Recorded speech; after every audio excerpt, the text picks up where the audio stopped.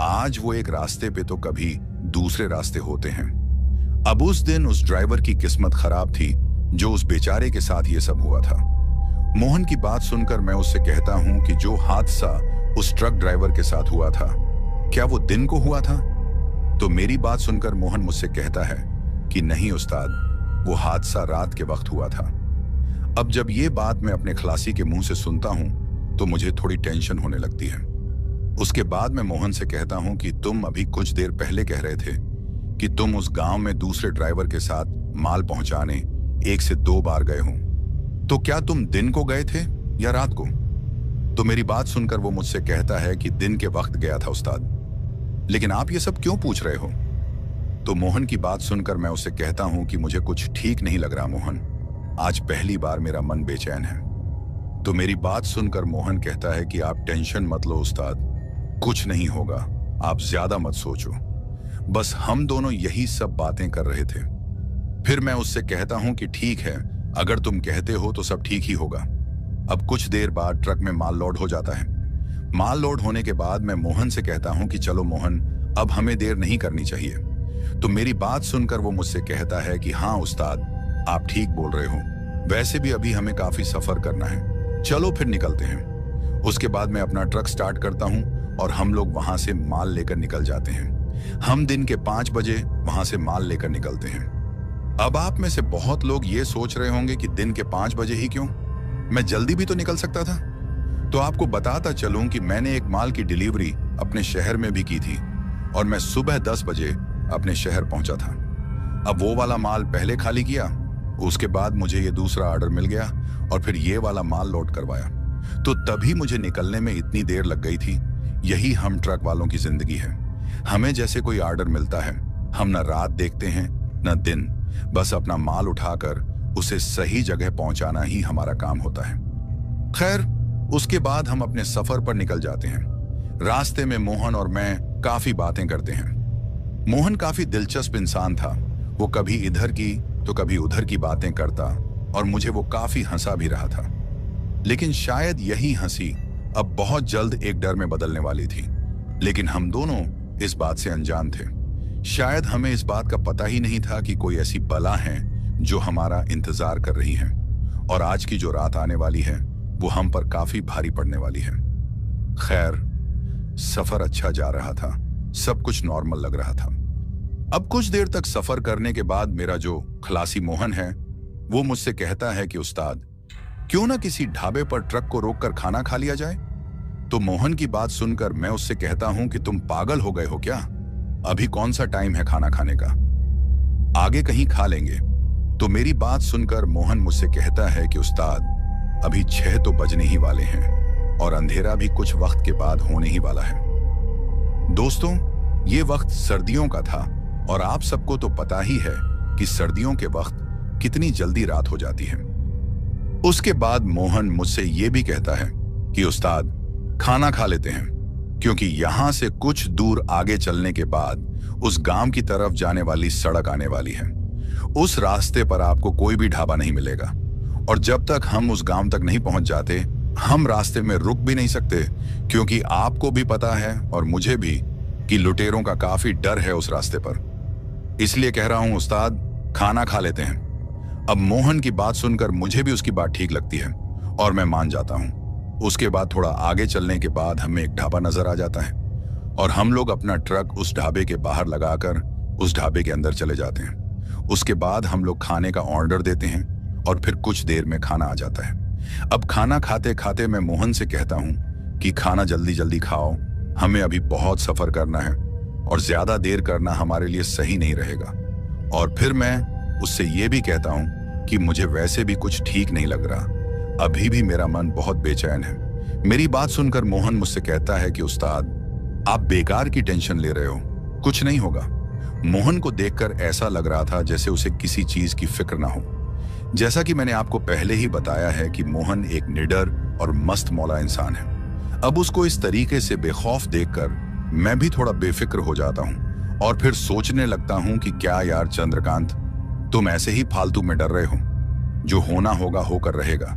मेरे फिक्र करने से कुछ बदलने वाला तो नहीं है और मैं ऐसे ही फिक्र कर रहा हूं, कुछ नहीं होगा। अच्छा सोचोगे तो अच्छा ही होगा, मैं खुद को तसल्ली दे रहा था। लेकिन शायद मेरे मन में जो बेचैनी चल रही थी वो कहीं ना कहीं सच्ची थी। खैर, हम लोग जल्दी से अपना खाना खत्म कर लेते हैं और फिर जल्दी से अपने ट्रक में चढ़ जाते हैं। उसके बाद मैं फिर से अपने ट्रक को स्टार्ट करता हूं और अपनी मंजिल की तरफ निकल जाता हूं। ढाबे से निकलने के बाद हम लोग फिर से बातें करने लग जाते हैं। खाना खाने के बाद अब रात पूरी तरह से पसर चुकी थी। मैं भी सोच रहा था कि हमने बिल्कुल सही किया खाना खाकर, क्योंकि मोहन के बोलने के मुताबिक जहां हम जा रहे हैं वहां हमें कोई भी होटल उस रास्ते में मिलने वाला नहीं था। अब ढाबे से निकले हमें काफी वक्त हो गया था। तभी वो रास्ता हमें दिखाई देता है जो उस गांव की तरफ जाता था, मतलब जहां हमें जाना था। उस रास्ते को देखकर मेरा खलासी मोहन मुझसे कहता है, उस्ताद देखो ये बाएं तरफ वाला जो रास्ता है जो हाईवे से अलग होता नजर आ रहा है, इसी तरफ हमको जाना है। तो मोहन की बात सुनकर मैं उससे कहता हूं, मुझे पता है मोहन कि यही रास्ता है। तो मेरी बात सुनकर वो मुझसे कहता है, उस्ताद आप तो बोल रहे थे कि आप उस गांव में पहले कभी नहीं गए, फिर आप इस रास्ते को कैसे जानते हो? तो मोहन की बात सुनकर मैं उससे कहता हूं, हाँ मैं पहले कभी उस तरफ नहीं गया, लेकिन मुझे इतना पता है कि यह रास्ता उस गांव की तरफ जाता है, क्योंकि एक बार यहीं इसी जगह एक आदमी ने मुझसे लिफ्ट मांगी थी और जब मैंने उसे लिफ्ट दी थी तो उसने खुद को उस गांव का बताया था और उसने मुझसे कहा था कि यह रास्ता मेरे गांव की तरफ जाता है। उसी आदमी से ही मुझे उस हादसे के बारे में पता चला था जब उस ट्रक को लुटेरों ने लूटा था, और तब उस ट्रक को लूटे हुए सिर्फ 1 महीना ही हुआ था।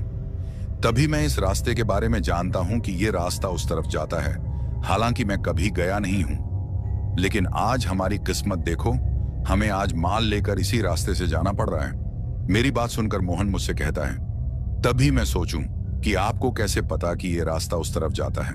खैर, उसके बाद हम अपने ट्रक को उस गांव की तरफ जाने वाले रास्ते की तरफ मोड़ लेते हैं, लेकिन शायद हमें इस बात का अंदाजा नहीं था कि उस तरफ जाकर हम कितनी बड़ी गलती कर रहे हैं और आगे चलकर हमारे साथ क्या होने वाला है, इस बात से हम दोनों अनजान थे। दोस्तों, वो कहते हैं ना, जो जिसकी किस्मत में लिखा होता है वो सब उसे भुगतना ही पड़ता है, और शायद आज हमारी किस्मत ने भी हमें किसी ऐसी चीज से मिलाना था जिसको हम आज तक भूल नहीं पाए हैं। खैर, अब हम अपने ट्रक को लेकर उस रास्ते की तरफ बढ़ जाते हैं। सब कुछ सामान्य लग रहा था।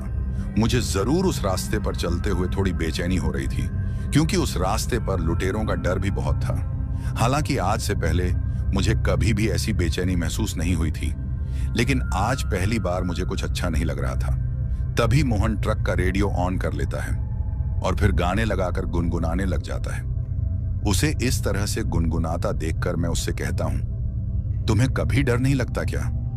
तो मेरी बात सुनकर वो मुझसे कहता है, किस बात का डर उस्ताद? मुझे कोई डर वगैरह नहीं लगता, और डर डर कर जीना भी कोई जिंदगी है। हमेशा जिंदगी में खुश रहो। मोहन की बात सुनकर मुझे भी थोड़ी हिम्मत मिलती है और मैं उससे कहता हूं, बात तो तुम्हारी सही है, लेकिन कभी कभी डरना भी बहुत जरूरी होता है। तो मेरी बात सुनकर मोहन थोड़ा मुस्कुराता है और फिर मुझसे कहता है, बात आपकी भी सही है। उसके बाद मैं मोहन से पूछता हूं, मोहन तुम मुझसे पहले जिस ड्राइवर के साथ काम करते थे वहां से तुमने काम क्यों छोड़ा था? तो मेरी बात सुनकर वो मुझसे कहता है, उस्ताद वो ड्राइवर मुझसे काम बहुत करवाता था, लेकिन पैसे कम देता था और उतने कम पैसों में मेरा गुजारा भी नहीं होता था। तभी मुझे वहां से काम छोड़ना पड़ा। अब हम लोग यही सब बातें कर रहे थे कि अब हमारे देखते देखते जंगल का इलाका शुरू हो जाता है। अब जिस रास्ते पर हम चल रहे थे वो रास्ता पूरी तरह से सुनसान था। एक भी गाड़ी हमें उस सड़क पर दिखाई नहीं दे रही थी। दोस्तों, उस वक्त का जो माहौल था वो काफी डरावना लग रहा था, क्योंकि अंधेरा बहुत ही गहरा था और दूर दूर तक फैला हुआ था। सिर्फ मेरे ट्रक की हेडलाइट्स ही उस रास्ते के अंधेरे को चीरने की कोशिश कर रही थी। हमें सिर्फ उतना ही नजर आ रहा था जितना हम अपने ट्रक की हेडलाइट से देख सकते थे, बाकी का हमें कुछ भी दिखाई नहीं दे रहा था। सड़क के दोनों तरफ काला घना जंगल था, जिसके बीचों बीच से हमारा ट्रक उस सुनसान सड़क पर गुजर रहा था। मुझे काफी डर लग रहा था उस रास्ते से गुजरते वक्त। पूरा जंगल शांत नजर आ रहा था। सिर्फ मेरे ट्रक के टायरों की घरघराहट और ट्रक के अंदर का रेडियो ही मुझे सुनाई दे रहा था। और कभी कभी तो मुझे ऐसा महसूस हो रहा था जैसे कोई मुझे उस जंगल से देख रहा हो। इतना डरावना माहौल मैंने पहले कभी महसूस नहीं किया था। लेकिन वहीं अगर मैं मोहन की बात करूं तो वो अभी भी रेडियो में लगे गानों को गुनगुना रहा था। उसे ऐसा माहौल देखकर भी कोई फर्क नहीं पड़ रहा था। खैर, अब इन सब बातों को नजरअंदाज करते हुए मैं अपनी ड्राइविंग पर ध्यान देता हूं और अपने ट्रक की स्पीड को थोड़ा तेज कर लेता हूं ताकि हम जल्दी से अपनी मंजिल पर पहुंच जाएं। लेकिन शायद मंजिल पर पहुंचने से पहले हमारे साथ कुछ ऐसा होने वाला था जिससे हम दोनों अनजान थे। खैर, अभी तक सब कुछ सामान्य लग रहा था, लेकिन फिर हमारे साथ कुछ ऐसा होता है जिसके बारे में हमने कभी सोचा ही नहीं था। मतलब कि अभी हम लोग अपने सफर की तरफ बढ़ ही रहे थे कि अचानक से एक जोरदार धमाका हमें सुनाई देता है और उस धमाके की आवाज इतनी भयानक होती है कि पूरा जंगल उस आवाज से गूंज उठता है। और उस आवाज को सुनकर मैं और मेरा खलासी मोहन भी काफी ज्यादा डर जाते हैं, क्योंकि उस सुनसान हाईवे पर इस तरह किसी धमाके की आवाज सुनना किसी को भी चौंका सकता था। खैर, अब जब हमने दोनों ने उस धमाके को सुना तो मैं एकदम से अपने ट्रक को ब्रेक लगा देता हूं और फिर ट्रक को सड़क के बीचों बीच रोक देता हूं। अब मेरे ब्रेक लगाते ही मोहन मुझसे पूछता है कि उस्ताद, आपने एकदम से ब्रेक क्यों लगाई? और जिस धमाके की हमको आवाज आई थी वो सब क्या था? तो मोहन की बात सुनकर मैं उससे कहता हूं, मुझे लगता है कि हमारे ट्रक का टायर फट गया है। मेरी बात सुनकर मोहन मुझसे कहता है, उस्ताद, ये तो बड़ा गलत हुआ हमारे साथ, अब क्या करेंगे? तो मोहन की बात सुनकर मैं उससे कहता हूं, करना क्या है, टायर को चेंज करना पड़ेगा। अब ऐसा तो है नहीं कि हम अपने ट्रक को बिना टायर बदले मंजिल तक पहुंचा सकें, हमें टायर बदलना ही पड़ेगा। उसके बाद हम दोनों ट्रक से उतर जाते हैं और पीछे की तरफ जाते हैं और मेरा शक बिल्कुल सही निकलता है। ट्रक का टायर हमें फटा हुआ नजर आता है। उस टायर की काफी बुरी हालत थी। अब जब वो टायर फटा था तो एक पल के लिए ट्रक का थोड़ा बैलेंस बिगड़ गया था, लेकिन मैंने किसी तरह से ट्रक को संभालकर ब्रेक लगा दी थी। ये तो शुक्र है कि ट्रक का पिछला टायर फटा था, अगर अगला टायर फट जाता तो शायद हमारा ट्रक पलट जाता। खैर, उसके बाद मैं अपने खलासी मोहन से कहता हूं, तुम टायर को खोलो, मैं दूसरा टायर लेकर आता हूं। उसके बाद मोहन टायर को खोलने के काम में लग जाता है और मैं भी दूसरा टायर निकाल लेता हूं। दोस्तों, जिस जगह वो टायर फटा था वो जगह काफी ज्यादा अजीब और डरावनी नजर आ रही थी, क्योंकि जहां हम खड़े थे उस सड़क के नीचे की तरफ एक छोटी सी नदी बह रही थी और नदी में चलते पानी की आवाज हमें अच्छे से सुनाई दे रही थी। बाहर का माहौल काफी ठंडा था, क्योंकि जैसे कि मैंने आपको पहले भी बताया था कि वो वक्त सर्दियों का था। अब मोहन ट्रक के टायर को खोल लेता है और फिर मैं उसे दूसरा टायर पकड़ा देता हूं ताकि वो अच्छे से उस टायर को बदल दे। मेरे पास एक टॉर्च थी जिसकी रोशनी मैंने मोहन की तरफ की हुई थी, क्योंकि वो टायर बदल रहा था। इतने घने अंधेरे में वही टॉर्च ही हमारा सहारा थी। अब जब मैं उस टॉर्च को मोहन की तरफ टिकाकर खड़ा था तो बीच बीच में जंगल की तरफ भी मैं उस टॉर्च को लगाता था, क्योंकि मुझे अभी भी बहुत डर लग रहा था। मैं बस भगवान से एक ही दुआ कर रहा था कि हम लोगों का लुटेरों से सामना ना हो, क्योंकि इतनी सुनसान सड़क पर, वो भी इतनी रात को माल से भरे ट्रक को रोकना किसी खतरे से कम नहीं था। और उस वक्त लुटेरों का काफी डर भी हुआ करता था। खैर, अब कुछ ही देर में मोहन ट्रक का टायर बदल लेता है और मैं उस फटे हुए टायर को ट्रक में अच्छे से रख देता हूं। उसके बाद मैं ट्रक में चढ़ जाता हूं और ट्रक में चढ़ने से पहले मोहन से कहता हूं कि अब ज्यादा देर मत करो, हमें जल्दी से निकलना होगा। यहां ज्यादा देर रुकना खतरे से खाली नहीं है। तो मेरी बात सुनकर मोहन मुझसे कहता है, उस्ताद, आप ट्रक में चढ़ो, मैं अभी आता हूं। तो मोहन की बात सुनकर मैं उससे कहता हूं, आखिर तुम जा कहां रहे हो? तो मेरी बात सुनकर वो कहता है, कहीं नहीं जा रहा उस्ताद, बस टॉयलेट करके अभी आता हूं। तो मोहन की बात सुनकर मैं उससे कहता हूं, जल्दी करो। उसके बाद मोहन ट्रक के पीछे की तरफ चला जाता है और मैं भी तब तक अपने ट्रक को स्टार्ट करता हूं। अब मुझे 5 मिनट से ज्यादा हो जाते हैं ट्रक में बैठे हुए, लेकिन अभी तक मोहन पीछे से वापस नहीं आया था। अब जब मोहन इतना वक्त लगाता है आने में तो मुझे उस पर काफी गुस्सा आ जाता है और मैं सोचता हूं कि आज अगर हमारे ट्रक को लुटेरों ने लूटा तो उसका पूरा जिम्मेदार ये मोहन होगा। कितना बेफिक्र इंसान है ये मोहन। इसे इतना तो पता होना चाहिए कि यहां रुकना हमारे लिए ठीक नहीं है।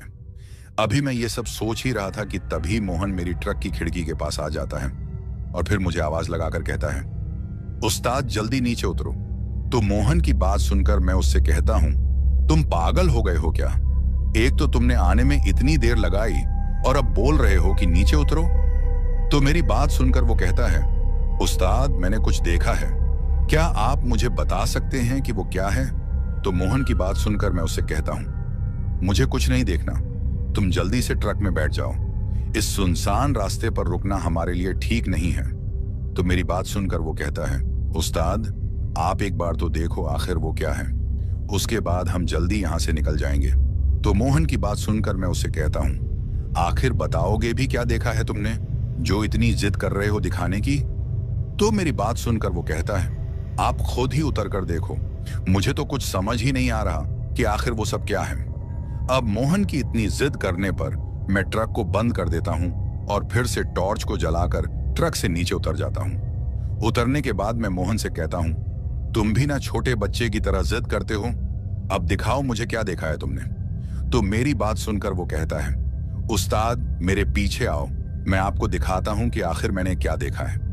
अब मोहन की बात सुनकर मैं उसके पीछे पीछे चल पड़ता हूं। उसके बाद वो मुझे ट्रक के पीछे की तरफ ले जाता है और फिर वो मुझे थोड़ा साइड की तरफ ले जाता है। वहां मुझे एक रास्ता नजर आता है जो कि उस नदी की तरफ जा रहा था, जो कि सड़क के साथ में नीचे की तरफ थी।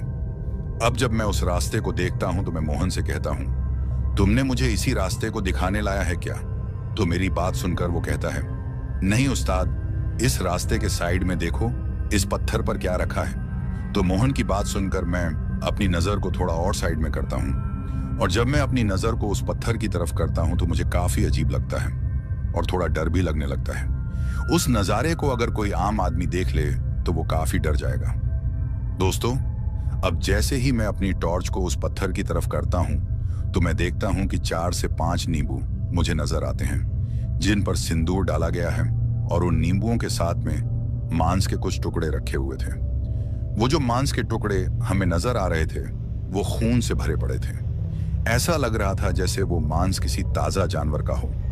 इतना ही नहीं दोस्तों, एक काले रंग की गुड़िया भी मुझे नजर आती है जो कि उन नींबुओं के ऊपर लेटी हुई थी।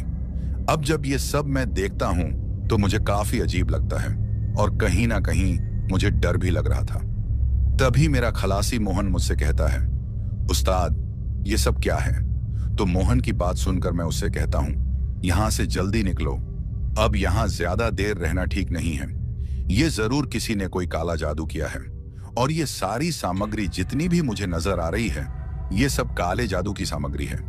जरूर इस गांव में कोई काला जादू करता होगा क्योंकि बहुत से गांवों में लोग इन तंत्र मंत्रों में खोए रहते हैं, लेकिन हमें इससे क्या मतलब, चलो जल्दी, अब यहां एक पल भी रुकना ठीक नहीं होगा। तो मेरी बात सुनकर मोहन हंसता है और मुझसे कहता है, क्या उस्ताद आप भी इन बातों पर विश्वास करते हो? मैं इन बातों को नहीं मानता, ये सब झूठी अफवाहें हैं। तो मोहन की बात सुनकर मैं उसे कहता हूं, तुम मानो या ना मानो, लेकिन मैंने बचपन में अपनी दादी से सुना था कि बहुत से लोग रात के समय ये काला जादू करते हैं और जो भी सामग्री यहाँ पड़ी हुई थी इनका उपयोग वो लोग करते हैं। मेरी दादी हमेशा मुझसे कहती थी कि कहीं भी अगर तुमको ऐसी कोई भी चीज नजर आए तो उससे हमेशा दूर रहना। तभी मैं तुमको बोल रहा हूं, इन चीजों से दूर रहो, आओ चलते हैं। अब मेरी बात सुनकर मोहन उसको एक मजाक के रूप में लेता है और मुझसे कहता है, क्या उस्ताद, मैंने तो सोचा भी नहीं था कि आपकी तरह का इंसान इन बातों पर विश्वास करता है। तो उसकी बात सुनकर मैं उससे कहता हूं, मुझे अब इस बारे में कोई बात नहीं करनी, चलो जल्दी ट्रक में चलते हैं। तो मेरी बात सुनकर वो मुझसे कहता है, उस्ताद 1 मिनट रुको, अब देखो मैं क्या करता हूं। तो उसकी बात सुनकर मैं उससे कहता हूं, तुम क्या करने वाले हो? कोई भी गलती मत करना, चुपचाप ट्रक में बैठ जाओ। तो मेरी बात को नजरअंदाज करके मोहन एक गलती कर बैठता है और वो गलती इतनी खतरनाक होती है कि जिसका खामियाजा हमें आगे चलकर भुगतना पड़ता है। दोस्तों, मेरे काफी बार मना करने के बावजूद भी मोहन एक गलती कर देता है और वो गलती ये होती है कि मोहन पहले तो उस पत्थर के पास जाता है और फिर एक जोरदार लात उस पत्थर पर पड़े नींबू और उस गुड़िया को मार देता है, जिसकी वजह से वो नींबू और वो गुड़िया वहां से गिरकर उस रास्ते से काफी नीचे पहुंच जाते हैं। अब जब मोहन ऐसा करता है तो उसको इस तरीके से करता देख मुझे काफी गुस्सा आ जाता है और मैं उसे काफी डांटता हूं, लेकिन मेरी डांट का उस पर कोई असर नहीं होता और वो मुझसे कहता है, उस्ताद लो, हो गया काला जादू खत्म। मोहन अभी भी उस बात को मजाक में ले रहा था, काफी हंस भी रहा था। उसके बाद मोहन मुझसे कहता है, उस्ताद छोड़ो इस बात को, चलो अब चलते हैं। मोहन की बात सुनकर मैं भी ट्रक की तरफ आ जाता हूं और फिर मैं ट्रक में चढ़ जाता हूं। मेरे चढ़ने के बाद मोहन भी ट्रक में चढ़ जाता है, लेकिन शायद मोहन को इस बात का अंदाजा नहीं था कि उसने कितनी बड़ी गलती कर दी है और इसकी सजा अब वो सारी उम्र भुगतने वाला है। उसके बाद मैं अपने ट्रक को स्टार्ट करता हूं और फिर हम लोग आगे की तरफ निकल जाते हैं। अभी हम लोग वहां से आगे की तरफ चले ही थे कि अचानक से मुझे महसूस होता है जैसे ट्रक का जो लोड था वह और भी भारी हो गया है। दोस्तों, ऐसा मुझे महसूस हो रहा था। हालांकि ट्रक में जो माल था वह भी काफी भरा हुआ था, लेकिन मुझे ऐसा लग रहा था जैसे ट्रक ओवरलोड हो गया है, क्योंकि अभी कुछ देर पहले जब मैं ट्रक को चला रहा था, मतलब कि ट्रक के टायर फटने से पहले, तब मुझे ऐसा नहीं लग रहा था। लेकिन जब से हमने ट्रक का टायर बदला और हम लोग उस जगह को छोड़कर आगे बढ़े जिस जगह पर वो नींबू वगैरह हमें दिखे थे, तब से मुझे अपना ट्रक काफी भारी महसूस हो रहा था। अब ये चीज एक ट्रक ड्राइवर ही महसूस कर सकता है कि ट्रक अचानक से भारी हुआ या नहीं। उसके बाद मैं ये बात अपने खलासी मोहन से कहता हूं कि मोहन यार, मुझे ऐसा क्यों लग रहा है जैसे हमारे ट्रक का जो लोड था वो बढ़ गया है। तो मेरी बात सुनकर वो मुझसे कहता है, लोड तो पहले से ही है उस्ताद, आपको ऐसे ही महसूस हो रहा है। और वो मुझसे ये भी कहता है कि आपको अभी भी उन लुटेरों की टेंशन है कि कहीं वो हम पर हमला ना कर लें, और आपको जल्दी से माल पहुंचाने की भी टेंशन है। शायद तभी आपको ऐसा लग रहा है। मोहन की बात सुनकर मुझे भी ऐसा लगता है कि शायद ये सही बोल रहा है, लेकिन कहीं ना कहीं मेरा मन ये सब मानने से मना कर रहा था, क्योंकि ट्रक का जो लोड था वो सच में ज्यादा हो गया था। खैर, अब मैं इस बात को नजरअंदाज करके अपनी ड्राइविंग पर ध्यान देता हूं। हम जैसे जैसे आगे बढ़ रहे थे, रास्ता और भी सुनसान और डरावना होता जा रहा था। मेरे दिमाग में बस यही चल रहा था कि कहीं मैंने इस रास्ते पर आकर कोई गलती तो नहीं कर दी, और मैं ये भी सोच रहा था कि अब आगे से मैं कभी भी इस तरफ तो कभी नहीं आऊंगा। अभी मैं ये सोच ही रहा था कि मोहन रेडियो को फिर से ऑन करता है और फिर से गाने लगाने लगता है। उसके रेडियो ऑन करते ही मैं सोचता हूं कि मोहन ने यह ठीक ही किया कि रेडियो ऑन कर लिया, नहीं तो मेरे दिमाग में ऐसे भी उल्टे सीधे ख्याल आ रहे थे। अब हम दोनों रेडियो में चलते गाने सुन रहे थे और मोहन उन गानों को गुनगुना रहा था। अब कुछ देर तक तो सब ठीक रहता है, लेकिन फिर कुछ देर में सब एकदम से बदल जाता है। मतलब कि मोहन, जो कि रेडियो में लगे गाने गुनगुना रहा था, अब अचानक से उसने गुनगुनाना बंद कर दिया। अब जब मोहन एकदम से चुप हो जाता है तो पहले तो मुझे ये सामान्य बात लगती है, लेकिन फिर जब मैं उससे कुछ पूछता हूं कि आखिर क्या हो गया मोहन, तुम एकदम से शांत क्यों हो गए, तो मेरी बात सुनकर मोहन ने कोई भी जवाब नहीं दिया।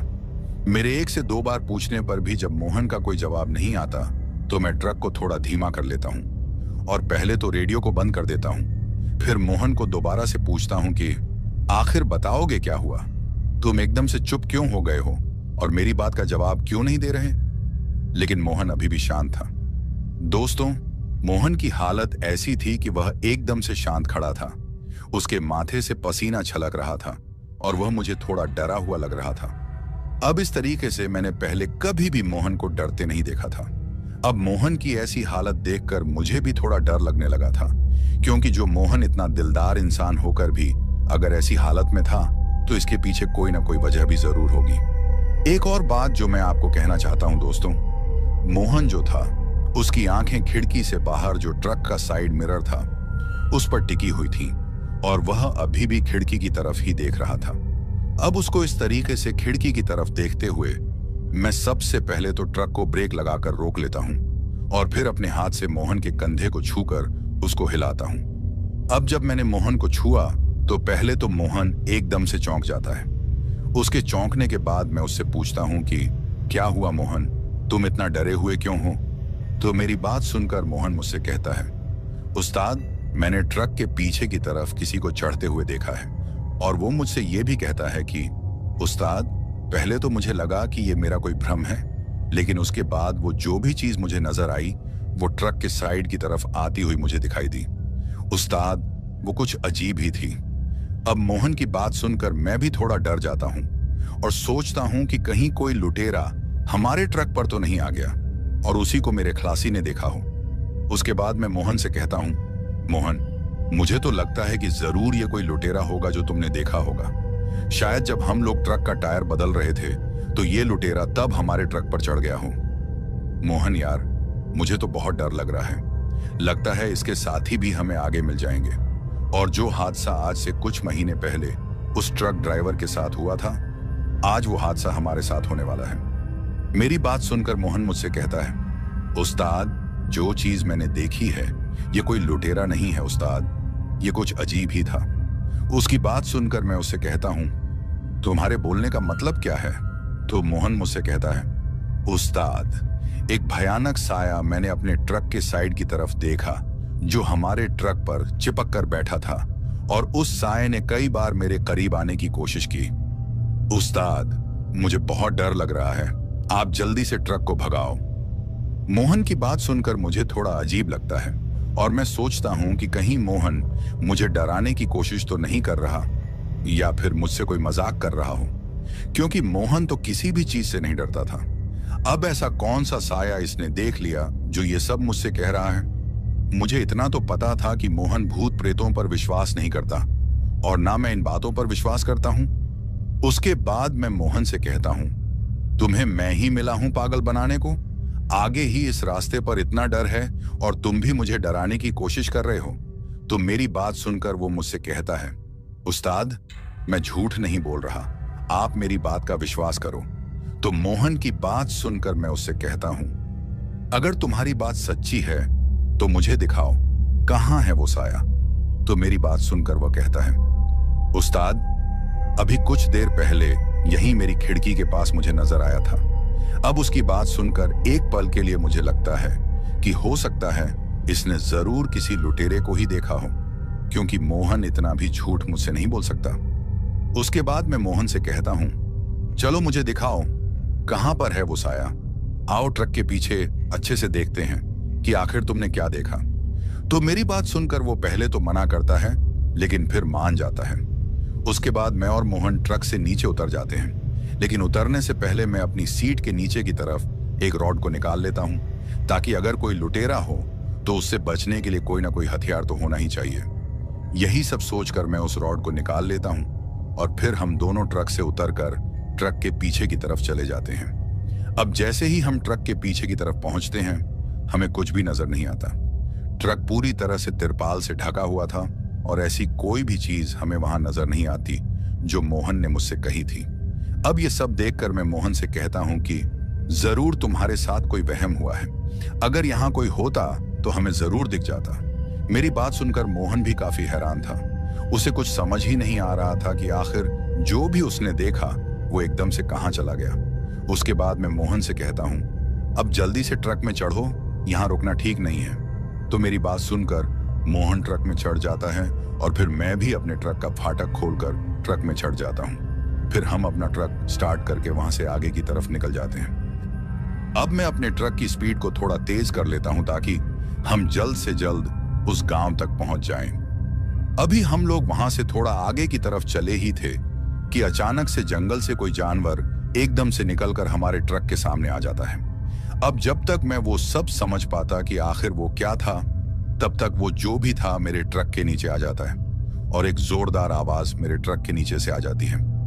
अब जब एकदम से मेरे साथ वो चीज हुई तो मैंने अपनी तरफ से पूरी कोशिश की थी ब्रेक लगाने की, लेकिन शायद मेरे ब्रेक लगाने से पहले ही वो जो भी चीज थी या जो भी कोई जानवर था मेरे ट्रक के नीचे आ गया था।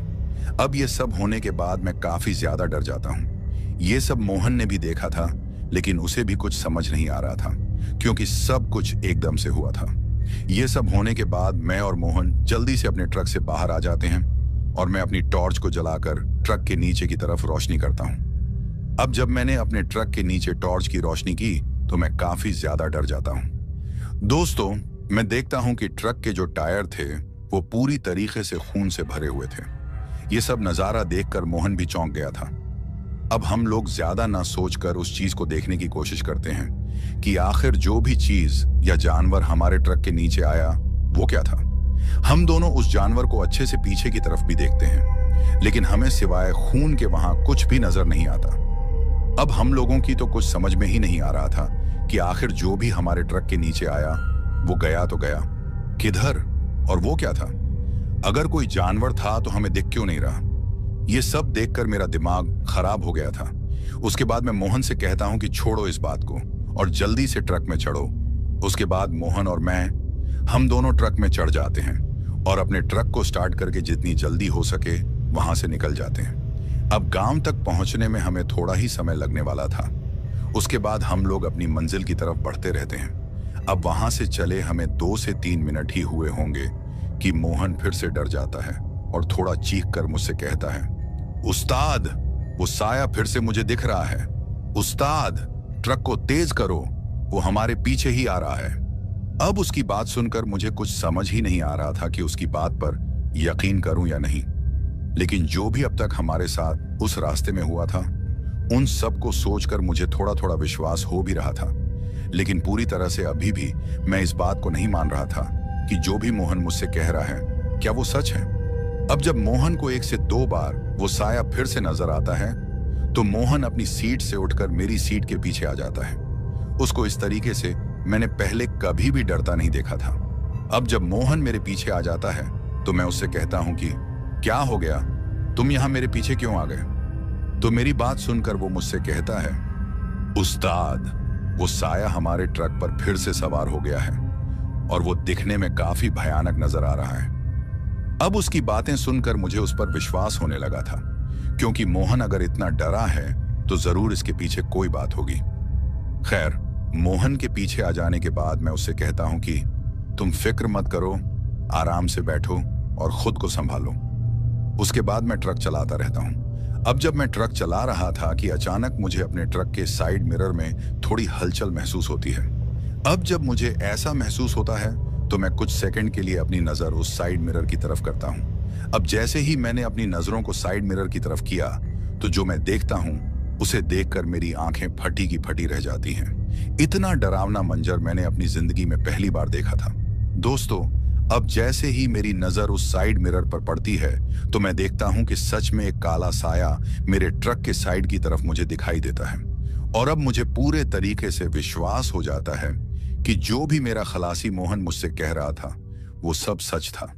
दोस्तों, वो साया काफी अजीब तरीके से ट्रक पर चिपका हुआ मुझे नजर आ रहा था। जिस तरीके से कोई छिपकली किसी दीवार पर चिपक कर बैठती है, उसी तरीके से वो साया मेरे ट्रक के साइड में पीछे की तरफ चिपका हुआ मुझे नजर आ रहा था। उस साये को देखकर मैं बुरी तरह से डर जाता हूं और मैं अपने खलासी मोहन से कहता हूं, मोहन, तुम्हारी बात बिल्कुल सच्ची थी।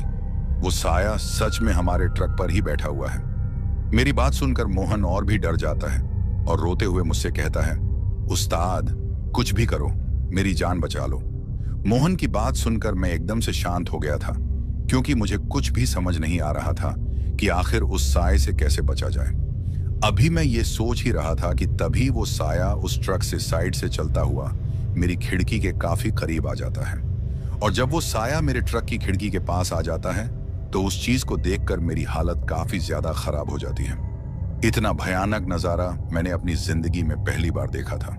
दोस्तों, मैं देखता हूं कि जब वो साया मेरे काफी करीब आ जाता है तो वो साया एक औरत की तरह मुझे नजर आता है, लेकिन वो दिखने में कोई साधारण औरत नहीं बल्कि किसी चुड़ैल की तरह नजर आ रही थी। दोस्तों, उस चुड़ैल ने काली पोशाक पहनी हुई थी। उसके काफी लंबे काले बाल जो कि हवा में लहरा रहे थे, बड़े बड़े दांत और लंबे लंबे नाखून मुझे साफ साफ दिखाई दे रहे थे। उसका चेहरा इतना भयानक था कि उसको शब्दों में पिरोना काफी मुश्किल था। उसकी आंखें बिल्कुल आग में जले अंगारों की तरह नजर आ रही थी। मैं चाहकर भी उससे अपनी नजरों को मिला नहीं पा रहा था। इतना भयानक चेहरा अगर कोई भी देखे तो उसे हार्ट अटैक हो जाए, और शायद अब मेरी हालत भी कुछ ऐसी ही थी। मुझे बस ऐसा महसूस हो रहा था जैसे अभी कुछ देर में मुझे हार्ट अटैक आने वाला है। और वो जो भी कोई चीज या चुड़ैल थी वो काफी ध्यान से मुझे बाहर की तरफ से उस शीशे से देख रही थी। मेरे हाथ जैसे मानो स्टीयरिंग पर जाम से हो गए थे। मुझे बस ऐसा लग रहा था जैसे अब मेरे ट्रक का बैलेंस बिगड़ जाएगा और हमारा ट्रक पलट जाएगा। लेकिन एक बात की समझ मुझे अभी तक नहीं आई थी। वो जो भी हमारे ट्रक के अंदर अभी तक नहीं आई थी, शायद हमारे ट्रक में लगाई भगवान की जो मूर्ति थी, ये सब उसी की शक्ति थी कि वो चुड़ैल अभी तक हमारे ट्रक के अंदर नहीं आई थी। अब किसी तरीके से उसी तरह ट्रक चलाते हुए मेरा खलासी मोहन मुझसे कहता है, उस्ताद वो देखो गांव नजर आ गया है। उस्ताद आप किसी तरीके से अपने ट्रक को गांव तक पहुंचा दो, फिर शायद हम बच जाएं। मोहन की बात सुनकर मुझे एक उम्मीद नजर आने लगी कि शायद गांव में पहुंचकर हमारी जान बच सकती है। अब इतना तो मुझे पता चल चुका था कि ये चुड़ैल हमारे केबिन के अंदर आने वाली नहीं है, क्योंकि ट्रक के अंदर भगवान शंकर की मूर्ति लगी हुई थी। अब इसी बात को ध्यान में रखकर मैं थोड़ी हिम्मत करके अपने ट्रक को गांव की सीमा के अंदर ले जाता हूं और फिर हम लोग गांव में पहुंच जाते हैं। अब जैसे ही हम लोग गांव पहुंचते हैं तो मैं अपनी खिड़की की तरफ डरते हुए देखता हूं कि क्या वो चुड़ैल अभी भी वहीं पर है।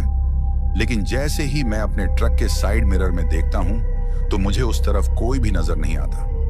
मोहन अभी भी मेरी सीट के पीछे ही बैठा हुआ था। उसके बाद मोहन मुझसे कहता है कि उस्ताद क्या अभी भी वो साया आपको दिख रहा है? तो मोहन की बात सुनकर मैं उससे कहता हूं कि नहीं, मुझे अब कोई भी नजर नहीं आ रहा। मेरी बात सुनकर मोहन चैन की सांस लेता है और फिर मुझे भी थोड़ी तसल्ली मिल चुकी थी कि चलो उस चीज से कहीं पीछा छूटा। लेकिन शायद हम गलत थे, क्योंकि अभी भी हम लोगों का पीछा नहीं छूटा था। दोस्तों उसके बाद हम लोग अपना माल लेकर उस गोदाम में पहुंच जाते हैं, लेकिन गोदाम बंद हो चुका था। अब हमें सुबह का इंतजार करना था। उसके बाद मैं और मेरा खलासी मोहन उस गोदाम के बाहर ट्रक लगाकर पूरी रात उसी ट्रक में बिताते हैं, क्योंकि हम जानते थे कि जब तक हम इस ट्रक के अंदर हैं हम सुरक्षित हैं। वो पूरी रात हम उस ट्रक से बाहर नहीं आए और फिर हम लोग ट्रक के अंदर ही सो गए थे। उसके कुछ समय के बाद सुबह हो जाती है और फिर हम लोग अपना माल डिलीवर करके वापस लौट जाते हैं। अब दिन के वक्त तो हमारे साथ कुछ नहीं होता है, लेकिन हम दोनों अभी भी उस रात को भूले नहीं थे। उसके बाद हम लोग वापस आ जाते हैं। अब वापस आकर मैं अपने मालिक से कहता हूं कि 1 से 2 दिन का मुझे काम नहीं करना है, क्योंकि मुझे अपने घर पर कुछ जरूरी काम है। तो मेरी बात सुनकर मेरे ट्रक का मालिक मान जाता है। दोस्तों मुझे कोई भी जरूरी काम नहीं था, लेकिन मुझे आराम की सख्त जरूरत थी, क्योंकि मेरा बदन पूरी तरह से टूट रहा था। मुझे ऐसा महसूस हो रहा था जैसे मैं बीमार होने वाला हूं। उसके बाद मैं मोहन से भी कहता हूं कि तुम भी 1-2 दिन आराम करो, उसके बाद हम काम पर आएंगे। तो मेरी बात सुनकर वो भी हामी भरता है। उसके बाद मैं अपने घर चला जाता हूं और घर पहुंचकर वही होता है जो मैंने सोचा था। मतलब कि मैं काफी बीमार हो जाता हूं। मेरी हालत काफी बिगड़ चुकी थी, काफी तेज बुखार मुझे आ रहे थे। ये सब देखकर मेरी बीवी काफी ज्यादा डर जाती है। कोई भी दवा मुझ पर असर नहीं कर रही थी। दोस्तों जब भी मैं रात को सोता, मुझे वो चुड़ैल अपने सामने हंसते हुए नजर आती और मैं पूरी रात चीखता रहता था। अब जब ऐसी हालत मेरी बीवी देखती है तो वो थोड़ा बहुत तो समझ ही गई थी कि ये बात सामान्य नहीं है।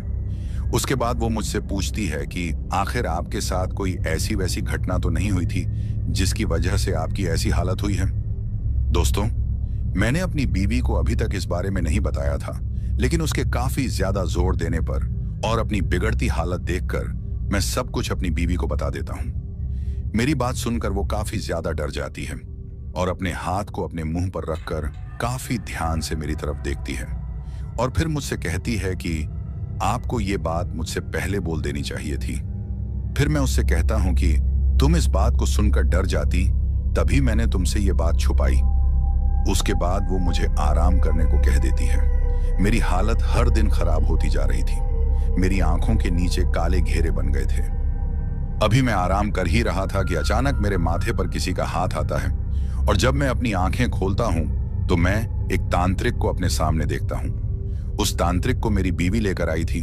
उसके बाद मेरी बीवी मुझसे कहती है कि आप फिक्र मत करो, ये तांत्रिक बाबा आपको ठीक कर लेंगे।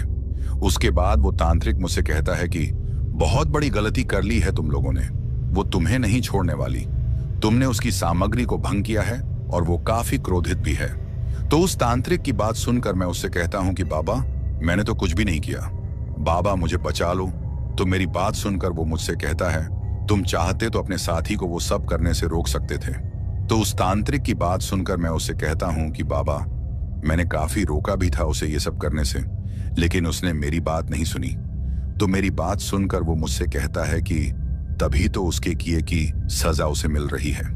अब उस तांत्रिक की बात सुनकर मुझे कुछ समझ नहीं आ रहा था, लेकिन तभी मेरी बीवी उस तांत्रिक के कदमों में गिर जाती है और उसे कहती है कि बाबा, मेरे पति को बचा लो। तो मेरी पत्नी की इस तरह की विनती करने के बाद वो मान जाता है और फिर कुछ मंत्र उच्चारण करता है। उसके बाद वो मेरी पत्नी को उस कमरे से बाहर निकाल देता है। फिर वो तांत्रिक काफी मंत्रोच्चार करता है और एक विभूति मेरे माथे पर लगाता है। उसकी लगाई हुई विभूति से मैं काफी ज्यादा चिल्ला रहा था, क्योंकि मुझे बहुत तकलीफ हो रही थी और काफी चिल्लाने के बाद मैं बेहोश हो जाता हूँ। और जब मुझे होश आती है तो मेरे सामने मेरी बीवी और वो तांत्रिक खड़ा था। उसके बाद वो मुझसे कहता है कि अब तुम बहुत जल्द ठीक हो जाओगे, लेकिन आइंदा इन बातों का ख्याल रहे कि दोबारा ऐसी गलती ना हो पाए। उसके बाद मैं उस तांत्रिक बाबा का शुक्रिया करता हूँ और फिर वो बाबा वहां से चला जाता है। अब कुछ दिनों के बाद मैं पूरी तरह से ठीक हो जाता हूँ। अब जब मैं पूरी तरह से ठीक हो जाता हूँ तो मैं सोचने लगता हूँ कि अगर मेरी इतनी बुरी हालत हुई थी तो मेरे खलासी जिसने वो सब किया था उसका क्या हाल होगा। मुझे अब उसकी फिक्र होने लगी थी। उसके बाद मैं अपने खलासी को फोन करता हूँ, लेकिन मोहन का फोन तो बज रहा था, लेकिन कोई भी फोन नहीं उठा रहा था। अब मेरे काफी बार फोन करने पर मोहन की पत्नी फोन उठाती है और जब मैं उससे पूछता हूँ कि मोहन किधर है, वो फोन क्यों नहीं उठा रहा, तो उसकी पत्नी काफी जोरों से रोती है। अब उसके ऐसा रोने पर मैं काफी डर जाता हूँ कि कहीं उसे कुछ हो तो नहीं गया। मेरे ज्यादा जोर देने पर उसकी पत्नी मुझसे कहती है कि उनकी हालत काफी ज्यादा खराब हो गई है, न वो बात करते हैं और अब तो उन्होंने खाना पीना भी छोड़ दिया है। उसकी बात सुनकर मैं फौरन मोहन से मिलने के लिए उसके घर चला जाता हूँ और जब मैं वहां पहुंचता हूं तो जो मैं देखता हूं उसे देखकर मेरी आंखें फटी की फटी रह जाती हैं। दोस्तों, मैं देखता हूं कि मोहन की हालत काफी ज्यादा खराब थी। हट्टा कट्टा मोहन अब एक सूखी लकड़ी की तरह हो गया था। उसका पूरा शरीर काफी पिचक चुका था। इतना कमजोर उसे मैंने पहले कभी नहीं देखा था। उसको देखकर बस ऐसा लग रहा था जैसे ये बस आज या कल का ही दिन निकालेगा। उसकी इतनी बुरी हालत देखकर मुझे काफी दुख हो रहा था, लेकिन शायद इसका जिम्मेदार वो खुद ही था। उसे उस जगह पड़ी हुई सामग्री को लात नहीं मारनी चाहिए थी। हालांकि मैंने उसे रोका भी था, लेकिन मेरी बात का उस पर कोई भी असर नहीं हुआ था। दोस्तों, एक बात और जो मैं आपको बता दूं, मोहन ने जिस लात से उस सामग्री को मारा था वो टांग और पैर पूरी तरह से सड़ चुका था और डॉक्टरों ने उसकी वो टांग काट ली थी। बेचारे मोहन की इतनी बुरी हालत थी कि मैं आपको बता भी नहीं सकता।